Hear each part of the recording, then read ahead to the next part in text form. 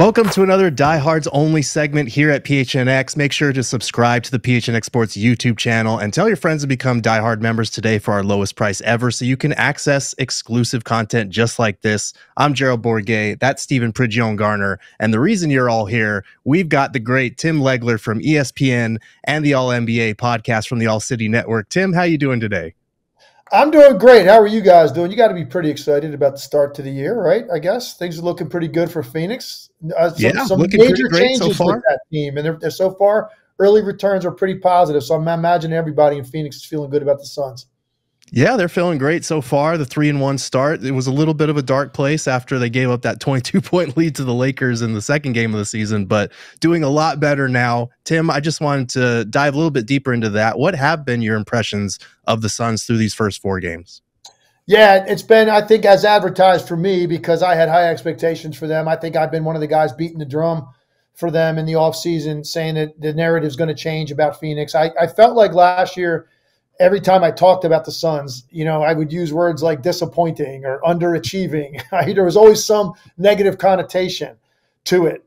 Even when they were winning, if they hit a stretch where they were winning games, it felt like you didn't have to necessarily take them seriously as a legitimate threat.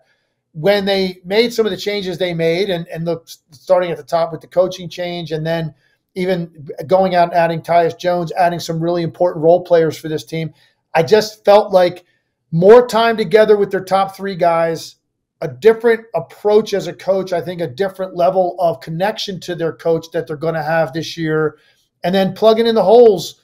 I just felt like the narrative is going to change. The Phoenix Suns are in the mix in the West. Like they're a team that you can't just dismiss as having a lot of talent, but we're not going to take them seriously. I think those conversations have changed, and early on, that's pretty much what I've seen. And I got to call one of their games, their opener against the Clippers. I was courtside for that, calling that game. Very impressed with the way they dug out of that hole, the way they handled themselves in the fourth quarter. I think overall defensively, for the most part, I've been pretty pleased with what I've seen out of this team all year. I do think there's another level for them offensively they haven't gotten to, which is a good sign because they're 3-1 despite that fact. Hey, so speaking to that point, speaking to having covered them in their very first game at the Intuit Dome, I'm curious, what's caught your eye in terms of the contrast or change from the offense that they ran last season to the new principles and elements that Mike Budenholzer has in place? Well, look, to be fair, I think Mike Budenholzer can do some things offensively that I think Frank Vogel couldn't because of the lack of a true point guard on the roster. I just think Tyus Jones is that important. So that's one caveat I'll give Frank is like it's easier. It's like my Washington Commanders. I'm like, yeah, I love the play calling. It's a little easier though to call plays like that when you got Jaden Daniels back there, right? So I look at that a little bit from the Suns' perspective, and I say, okay, there's more open to them. They had to get someone that can facilitate better, take the pressure off of Beal and Booker primarily as your top ball handlers that are also trying to score. So that helps. I think the mentality is fresh for this team. I just think it's going to be a little bit more free-flowing. I don't think, and this is early in the year, I don't think yet they have still figured out how to maximize who Bradley Beal is. And that to me is the biggest piece for them to figure out in order to be able to go toe-to-toe with teams like Oklahoma City and the Dallas Mavericks and who knows what Minnesota turns themselves into. We're still going to hear more from Memphis. The Lakers off to a great start. Like that loaded West. But primarily for me, it's Oklahoma City and Dallas right now. Those are the barometers by which you judge yourself. I think they've got to continue to work on figuring out a way to have more explosiveness for Bradley Beal in this offense than we've seen to this point. Shooting good shooting splits. He did last year too. I just don't think the shot volume is good enough for him, and that's something they got to continue to try to work on. I was going to ask you about, the balance between the big 3, but to your point, like we know that Devin Booker and Kevin Durant are going to get the ball in their spots. They're going to do Devin Booker and Kevin Durant things. What does that role look like in your mind for Bradley Beal? Because it feels like in Washington, at least, he was constantly moving on the ball, off the ball. He was getting to the rim quite a bit.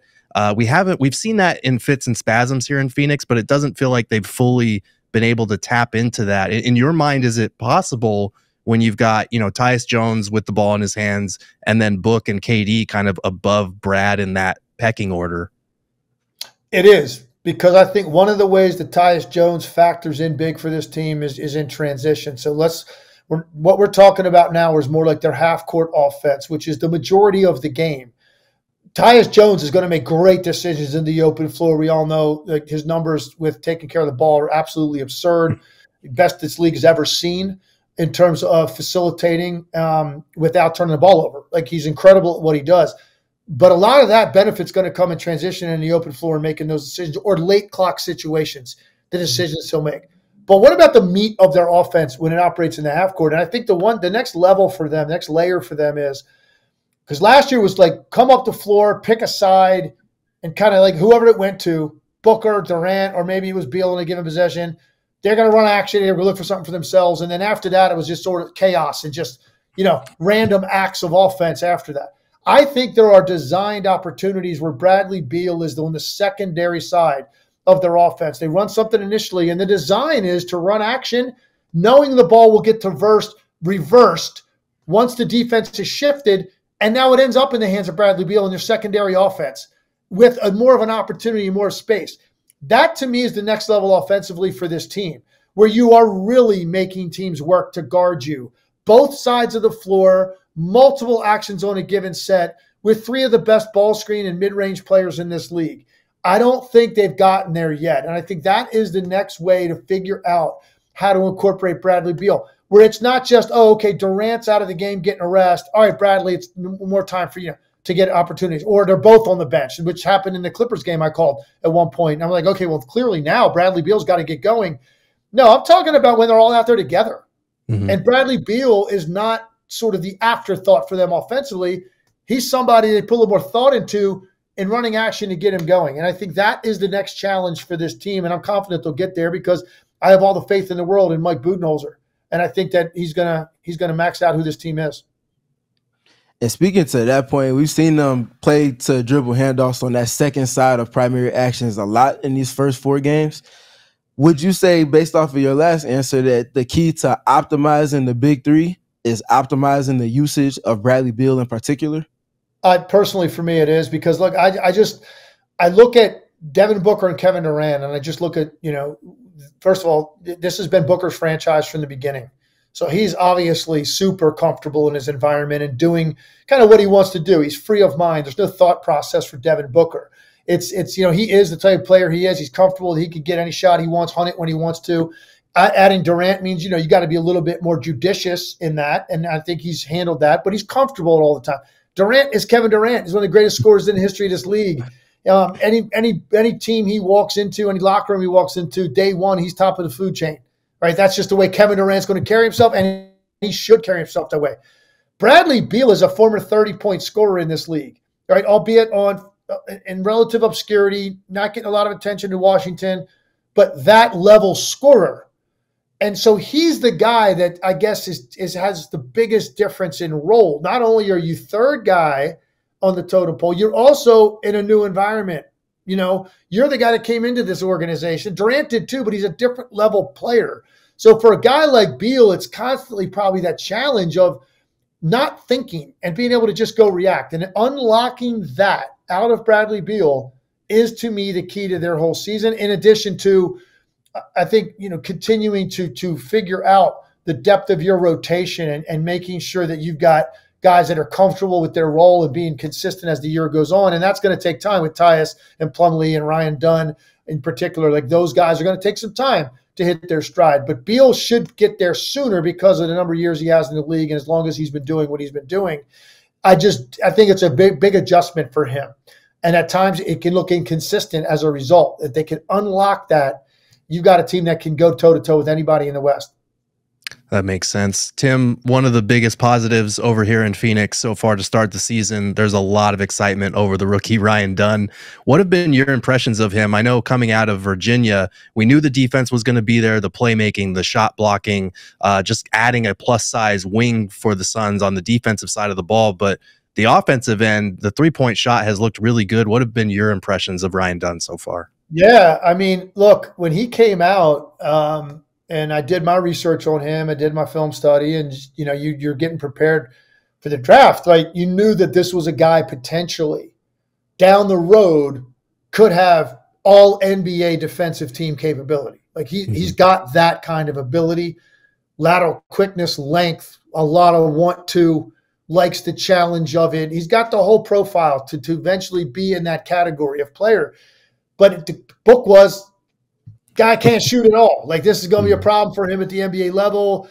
Typical 3-and-D guy that is never going to be consistent as a three-point shooter. So you're kind of like, okay, I give everybody the benefit of the doubt. I don't know how much work people put in the offseason. I mean, he comes in, he has the big eye-opening game in the preseason where he makes 6 threes, and it's kind of like, wow, okay. Now, so that's when I really kind of started dialing into his stroke more.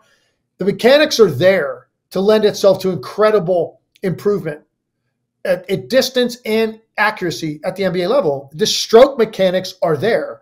So there's no reason why it can't happen for him. And early on, it's not a super high volume, but I think for the minutes he plays, he's taking 16 threes on the year. He's shooting 43%. They'll take those splits all year long. In addition to, I love more than anything, Mike Budenholzer is not worried about throwing him on the best offensive players in this league to eat up minutes, guarding those guys. And I saw it for the first night against the Clippers in the amount of time he got James Harden. That impressed me. And you're going to see that. And there's a lot of guys that fall into that category that Ryan Dunn is going to take pressure off of their top scorers having to take on those assignments. And that's a great luxury to have. And he's just going to get better and better and better on that end as he starts to read these guys' tendencies, fouls less. All that stuff is coming. But the shot making, to me, that's a bonus that I didn't see getting there this soon. Really, really excited about what his future is going to be and the impact he's even going to have this year on a very good team. Kind of shifting the ties a little bit on a topic that hasn't been the most endearing for Suns fans. I'm curious, what are your thoughts on Jusuf Nurkic and how his dynamic with the team kind of plays going forward, whether you think they should go another direction or how they should go about maybe using him to get more out of him? Yeah, look, I think that's, everybody is always going to look and scrutinize their team and figure out a way that they can upgrade a certain spot. And if obviously that's not going to be Booker, Beal, or Durant, right? And now you're happy with your point guard. You're happy with some of the role players I mentioned that you brought in. You're happy with the guy that's the rookie that's getting the time, right? So you're like, what are we going to do about this center spot? Look, there are things that Jusuf Nurkic does that enable you to do things offensively that DeAndre Ayton couldn't do. So I think he's a better fit with the guys that they have personnel-wise. Yeah, you wish there were some things he could do defensively that DeAndre Ayton could do. But look, if you could do all those things, then you're talking about a totally different level player. Then you're the guy that you're building a team around, right? You're not another piece to a really good team, which I think Nurkic can be. Look, there's going to be nights they're going to go back and forth between him and Plumlee. They're going to split minutes some nights. One thing Nurkic does when he's on the court, he does gobble up the glass, and it's an important part of your team defense, which I've been impressed with for Phoenix early in the year. He ends possessions by cleaning the glass, and you utilize him for that. He's a very good passer, which is important with that role that you have with this team. I would like to see him not get baited into taking these open threes as much. I know he can make it, but that doesn't mean you're supposed to take it. There's a reason you're open, I guess is what I'm trying to say. So there's some frustration there. I understand on the part of Phoenix Suns fans. I always look at it, though, and I look around the league, and I say I encourage every Suns fan, look around the league at every team's center's positions and look at how many teams feel like they've got it nailed. Not everybody's got a two-headed monster in Dallas that gives you 20, 15, and 3 blocks every night, shooting 70%. That'd be great with those bouncy legs that Lively and Gafford have. And then you got some star centers around the league, but the rest of the league looks very similar at that spot. And I think for Nurkic, I tend to focus on the positive things that he does and try not to focus as much on the negative. That's Budenholzer's job to protect him from those things. Last one we had for you, Tim. Any other lingering concerns? I know it's still early in the season, so most teams are still figuring out things on both sides of the ball. But when you look at big picture with this Suns team, what else kind of stands out to you in terms of their obstacles to reaching their ceiling as a title contending type of team?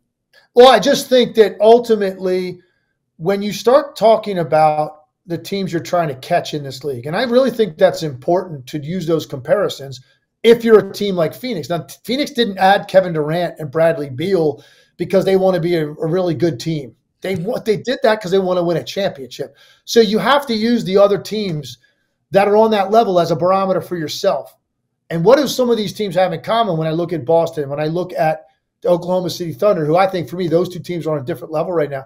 It's depth and consistency of contributions, the depth that those teams have on given nights, how deep you can go with guys that are versatile for you. And that's what they have to continue to try to develop and emerge. They added nice pieces. Monte Morris, by the way, I haven't mentioned, nice pickup. I like Tyus Jones, Ryan Dunn, Plumlee. I like all of these additions.